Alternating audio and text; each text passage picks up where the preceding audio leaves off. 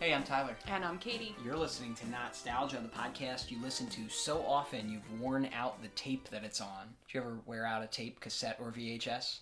Yeah, it was Mary Poppins. It explains a lot if you think about it. How so? I like order. So your personality, Yes. you think, shares some in common with Mary Poppins? Yes.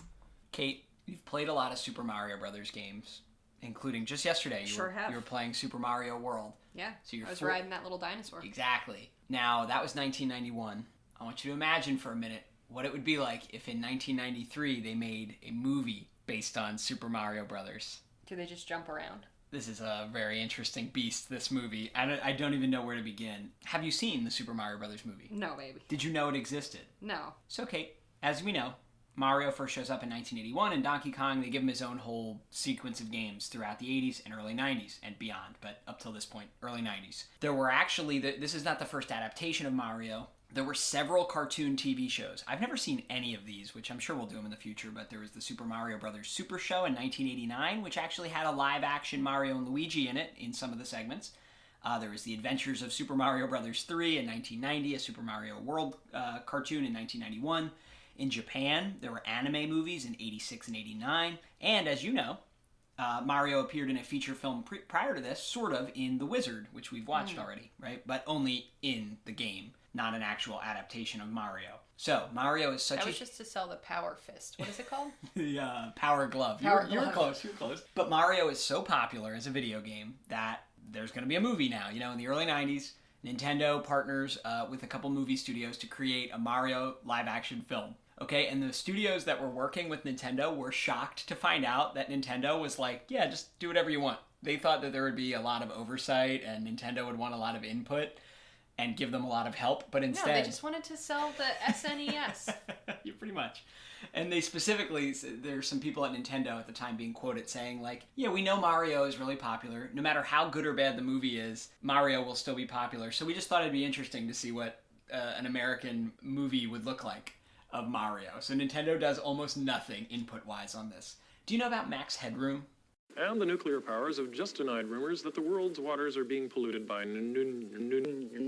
nuclear waste. They say that the pollution is being caused not by them, but by all the dead fish. No. Okay, so you never seen Max Headroom with the guy who's like, it's like in a little suit and he's got weird hair and he kind of like teleports around a little bit? No? Okay. The more you're explaining this, the less I understand. Fair enough. Anyway, Max Headroom was a TV show in 1987. It was a really high-concept, late 80s TV show about a computer-generated TV host. The reason I bring it up is because the co-creators of that show were a husband and wife named Annabelle Jankel and Rocky Morton. Wow, those two names. It's fantastic, right? I thought the same thing when I was doing the research. They were brought on based on the success of Max Headroom to co-direct the Mario movie. This movie was written by Parker Bennett, Terry Runte, and Ed Solomon. Wait, Parker Bennett, Terry Runte, is that a full... No, Parker Bennett, comma. Okay, thank you. Terry Runte, and Ed Solomon. Runte and Bennett, they didn't really have many other movie credits before or after, but Ed Solomon was one of the co-writers on Bill and Ted's, both of the Bill and Ted, all three now. Just to give you some of the ingredients, Max Headroom, Bill and Ted, there's a lot floating around in here. The writers and directors... I've read different interviews with them from this time. Here are some of the movies they claim as inspiration for this movie. I'm worried. Tim Burton's Batman from 1989. Teenage Mutant Ninja Turtles. We're definitely going to do an episode on that. The movie version where they're in big, like, Jim Henson suits to make the turtles. Yeah, and they're, like, kind of soft, yeah. You've seen them? No, I maybe have seen a picture. Okay. I've not seen the movie, but they just look so soft. They do. They look like you might want to hug them. I agree. It's a really interesting look. The Wizard of Oz. What? Blade Runner. Jesus Christ. Mad Max and Die Hard. Those are some of the movies that different people involved have said were inspiration for this. This is like when you go to get a smoothie and there's that one smoothie on the bottom of the menu that no one gets because it's like spinach, bananas, kale, strawberries, anchovies. And you're just like, what? Why would they make that? It stars Bob Hoskins as Mario. Who? Do you ever watch Who Framed Roger Rabbit? He's Eddie Valiant in that, the main guy. Have you ever seen Hook? He's Smee in Hook. He's like a pretty famous British actor. Sure. Late British actor. John Leguizamo as Luigi. I'm not mad. John Leguizamo, in my mind, is the saving grace of this very strange movie. Is he a smoke show? Is he looking good? You can tell me. I don't know. Last time I watched this, I was like a little kid, so I wasn't on the lookout for... Because I am now. Now, here's some interesting casting information. They wanted Dustin Hoffman at one point, and he wanted to be Mario, but... That was one of the few times where Nintendo got involved. Was like, nah, we don't want it. For some reason, they didn't want Dustin Hoffman, like one of the greatest actors of all time. It could have been Danny DeVito as Mario, which makes sense because he's so small. He's so cute. Tom Hanks was going to be Luigi at one point, but he is gangly, yeah. He would have been great, but he had a couple like box office failures like right before this, so they kind of backed out again of Tom. They didn't want Dustin Hoffman and Tom Hanks. Crazy. Dennis Hopper plays King Koopa, who we know as Bowser. That was offered to Arnold Schwarzenegger at one point. It was offered to Michael Keaton at one point before they got Dennis Hopper. I'm so confused by all of this. It's 1993. You gotta just think about who were the biggest stars in 1993. Samantha Mathis plays Princess Daisy. I don't know why they didn't use Princess Peach as the character. They used Princess Daisy instead, who was in a Game Boy Mario game that we haven't played. But this production was famously an absolute nightmare disaster. Like, it's considered one of just the worst things ever. Yeah, it was just a really bad time. So in 2007, Bob Hoskins gave an interview where he said, "The worst thing I ever did? Super Mario Brothers. It was an effing nightmare. The whole experience was a nightmare." And he means filming it, not just the final product. Listen. Supposedly it was so bad because the directors were like impossible to work with. They were like really just awful and like arrogant and rude the whole time to everyone. Bob Hoskins and John Leguizamo would just like drink all morning and then be drunk the whole time on set. And while they were filming a stunt where they're in a car and John Leguizamo's driving while they were both totally drunk, John Leguizamo like accelerated too fast and the door slammed shut on Bob Hoskins' hand and broke all his fingers.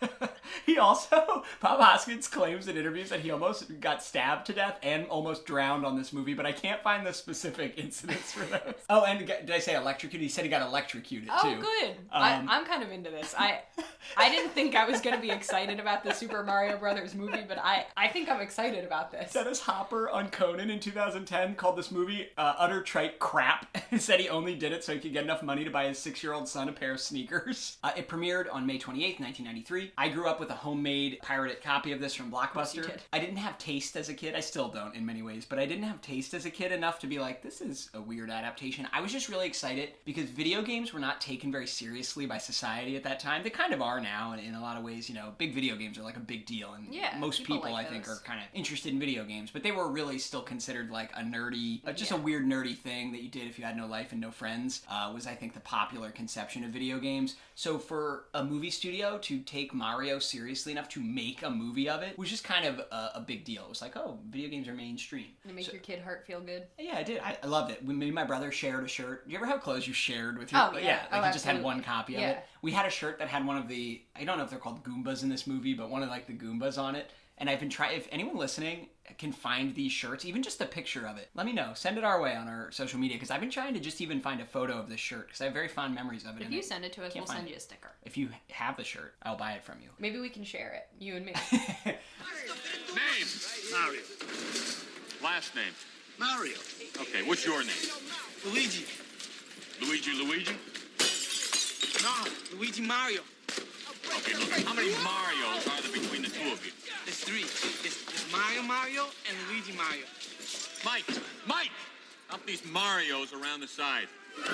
I mean, look, we got the Mario music playing in a movie. How could you not be hyped? Would you like punch a pillow at this moment because you were so excited? Oh my god, what is this? What? What am I watching? What if there was a parallel universe where the dinosaurs lived? What's happening? Now we're in a church and like a child is being left there for sanctuary, but is it an egg? I can't tell. Yeah, it's in some sort of egg pod.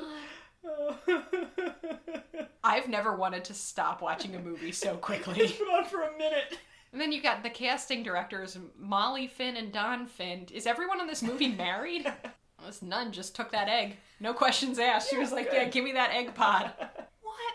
I think I would have been a great nun. I'm just saying. All these nuns looking at this egg. Not really questioning Her the fact sister that... Gwyneth Paltrow trying to pick it up. Look at these spiked shoulder pads, though. It's a look.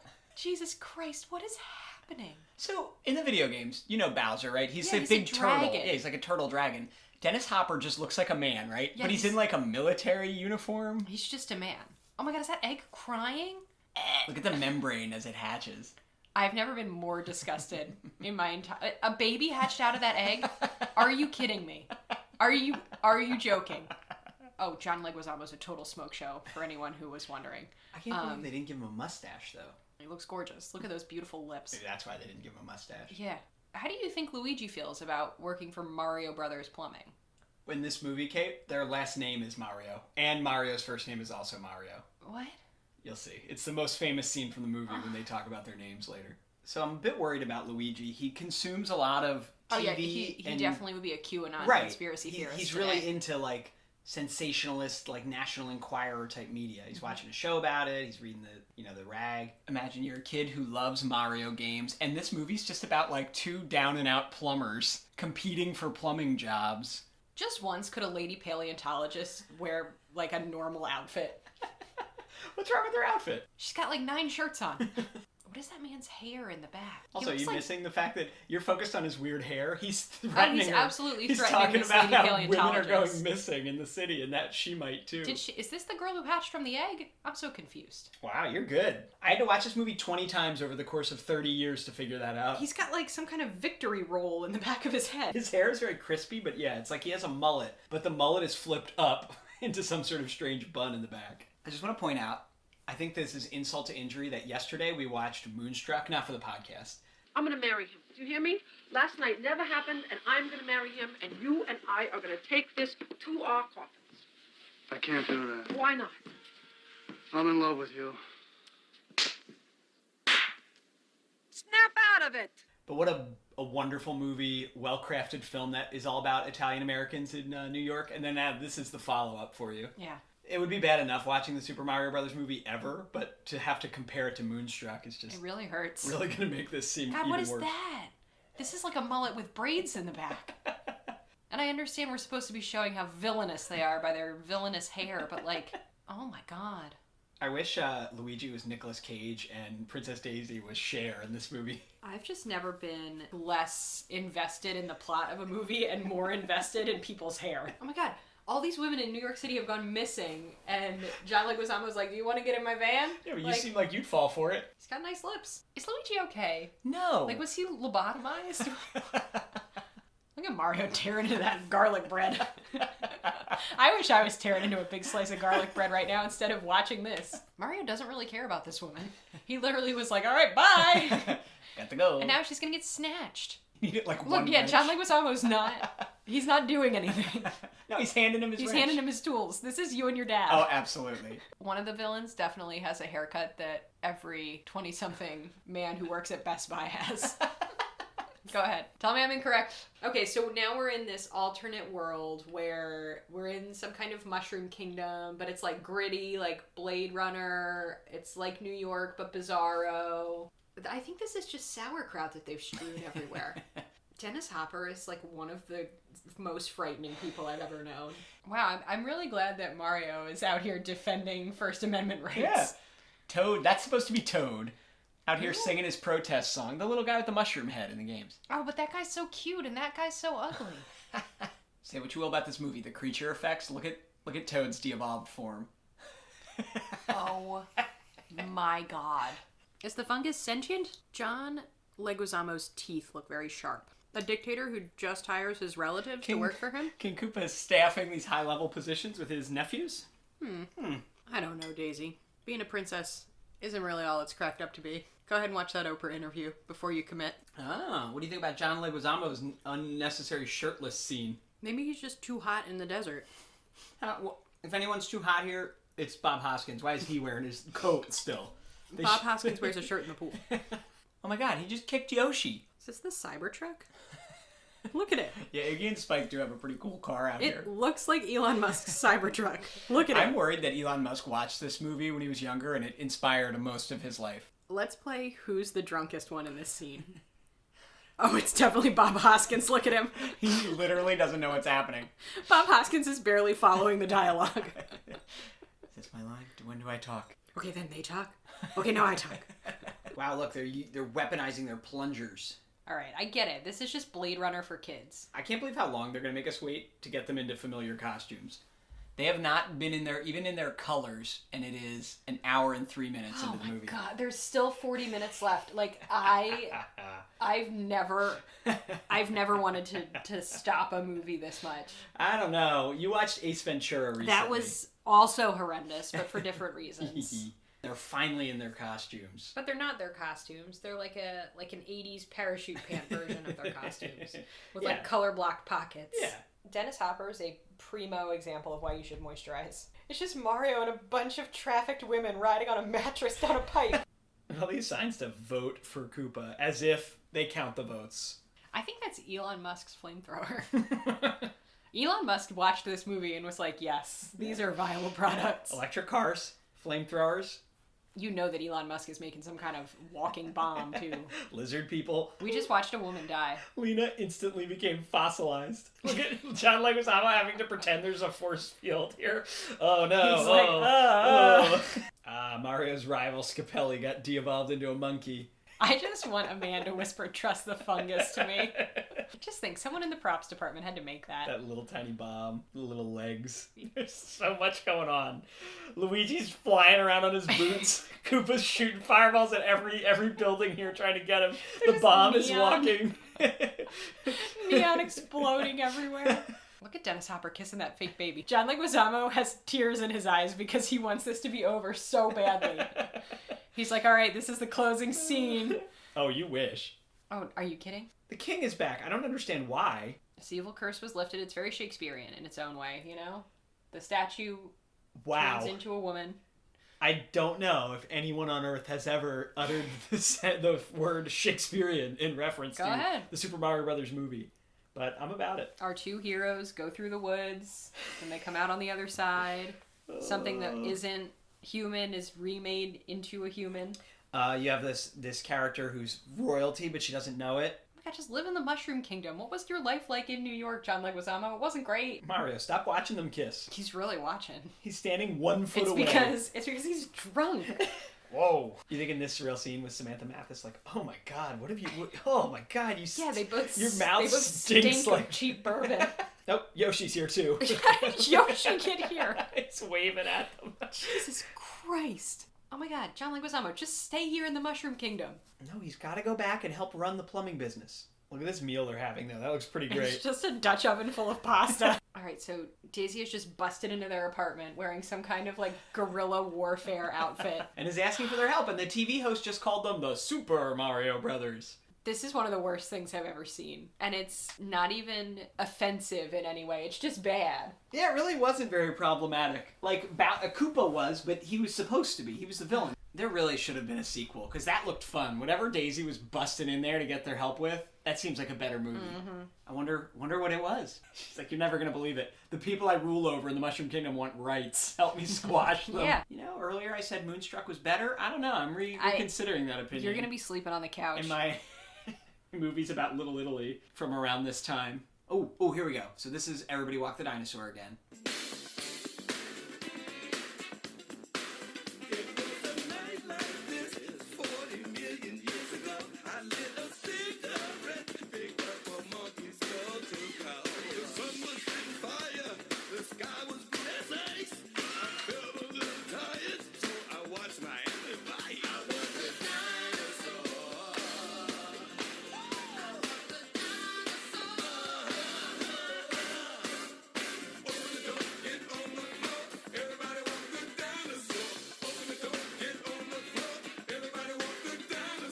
This was bad. It was bad. It wasn't Did you problematic. have any fun while watching it?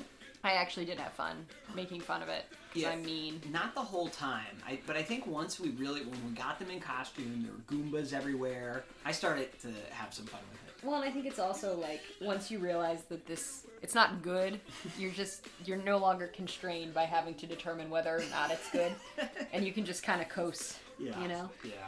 All right. Just so weird. Like, I just can't get over the decisions that they made. It's its own thing. You have to accept that you're gonna watch. You know, going in, this movie's like cyberpunk-ish. It's just such a weird style, and that's fine once you accept it. But why is it that way? How did they go from Mario to this? I don't know. So, you ready to watch that again sometime? Literally never. You know, it can be a tradition in this house. Absolutely not. In this house, we watch the Super Mario. That's a sign that I got you. This has been a really long time coming. I've been wanting to do this for just to give you a peek into my thought process as the chief planner of this show. I wanted you to play all 4 of the Mario games that were out prior to this first. And we started playing the Mario games like it's one of the first maybe 2 months of our podcast 2 years ago. So this has been in the pipeline forever. I'm just thrilled that we watched it. Thank you for sitting through it, Kate. No pun intended with in the pipeline. Oh. Well, guys, if you have movies you're extremely nostalgic about, maybe that you had on a homemade tape that had, like, in your mom's handwriting, Super Mario Bros. 1993, 1 hour and 14 minutes. My parents were really specific about labeling their tapes. Let us know, and I'm sure we'll get around to it. You can email us, Not-Stalgia@AOL.com. You can send us a direct message or just tag us on social media. Instagram's the best one to get us, but we're on Facebook as well and Twitter. Or you can leave us a voice message through the Anchor app, or just go to our website, www.notstalgia.org. Find us there.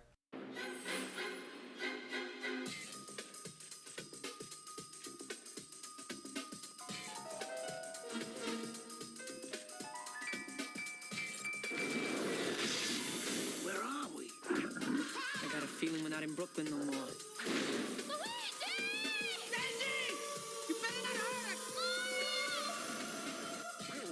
They're brothers. They're plumbers. Oh no. Mario! Luigi! They're on the trail of a kidnapped princess and a mystical meteorite It's incredible! that gives anyone who possesses it the power to rule the universe. Get me the rock! Come and get it, lizard breath! Now, they must rescue the princess. Alien species escaping. And make it safely back Later, alligator. to our world Are you alright? before time runs out. Shoot him!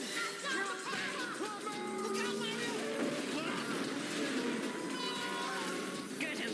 Yes! No, not again! Super Mario Brothers. This ain't no game.